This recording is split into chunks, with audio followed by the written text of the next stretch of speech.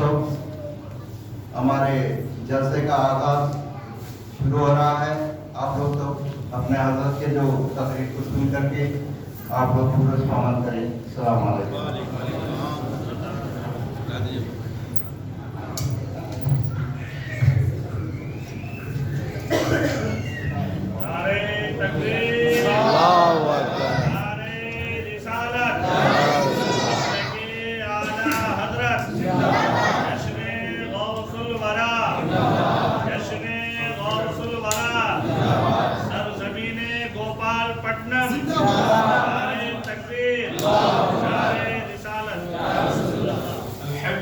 رب العالمین والعاقبۃ للمتقین والصلاة والسلام علی سید المرسلین وعلی آلہ واصحابہ اجمعین، اما بعد، اعوذ باللہ من الشیطان الرجیم، بسم اللہ الرحمن الرحیم، انا ھذا القرآن یہدی للتی ہی اقوم، صدق اللہ مولانا وصدق رسولہ الکریم ونحن علی ذلک لمن الشاہدین والشاکرین والحمد للہ رب العالمین۔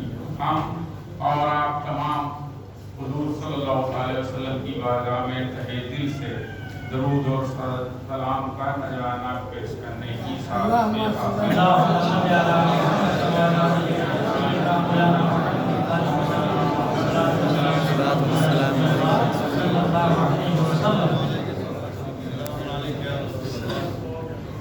السلام علیکم ورحمۃ اللہ وبرکاتہ۔ وعلیکم السلام ورحمۃ اللہ وبرکاتہ۔ سب سے پہلے میں اپنے علماء کرام کا تہہ دل سے استقبال کرتا ہوں اور گوپال پٹنم کی سرزمین کے جتنے بھی ایمان والے ہیں سب کو میں سلام عرض کرتا ہوں، السلام علیکم ورحمۃ اللہ۔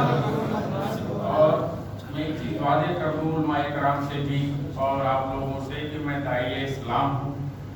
20 سال سے تنزل ایمان میں ماشاءاللہ الحمدللہ اور باہر شریعت میں بخاری شریف، مسلم شریف اور ہندوستان کے ڈاکٹر عارف اقبال صاحب ان سے تربیت حاصل کر رہا ہوں، مفتی معین صاحب، عالم محبوب بھائی، ہندوستان کے بہت سے مفتی کرام سے میں 20 سال سے قرآن پر پی ایچ ڈی کرنے کی کوشش کر رہا ہوں۔ اب آگے اگر آپ لوگ دعا کر دیں کہ اگر اللہ مجھے زندگی دیا تو قرآن کے پیغام میں آپ تک پہنچاؤں گا۔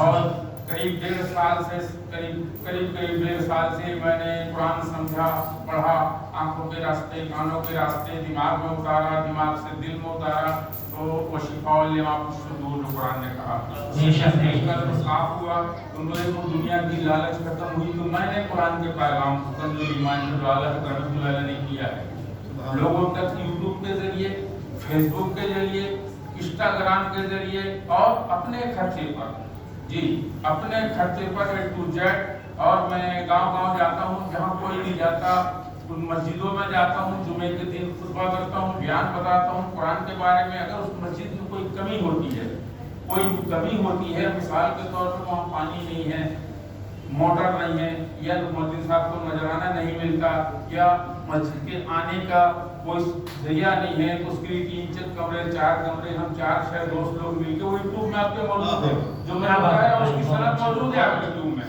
سبھی مسجدوں میں جو کام کرایا ہماری ٹیم نے، دعوت حق دی اور اپنے خرچے سے، الحمدللہ اپنے خرچے سے جانا، اپنے آپ کو تعارف اس لیے کرا رہا ہوں کہ سر و مولانا دونوں حکم ہیں کہ جو لوگ اللہ کی راہ میں خرچ کرتے ہیں، چھوٹے اس لیے کہ تکبر نہ ہے، اور ظاہر اس لیے کہ دوسرے بھائی کو جذبہ بتانے کے لیے آپ کو بتا رہا ہوں۔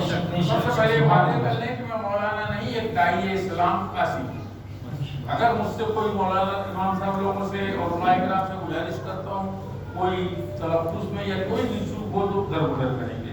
تو سب سے پہلے میں جو قرآن کی آیت پڑھی تھی سورہ بنی اسرائیل کی آیت نمبر 9، ان ھذا القرآن یہدی للتی ہی اقوم، قرآن سب سے سیدھی راہ دکھاتی ہے۔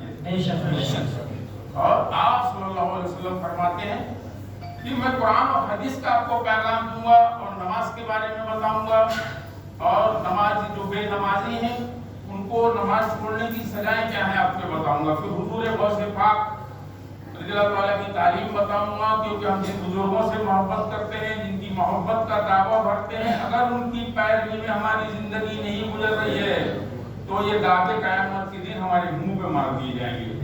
याद रख लें आप, मैं इसीलिए फी सबीलिल्लाह आया हूँ यहाँ, दीन के लिए, इलाहियत के लिए आया हूँ। इसी काम को अल्लाह के वली ने किया, यही काम अल्लाह के रसूल ने किया, हर सहाबा ने किया, दीन की तबलीग की।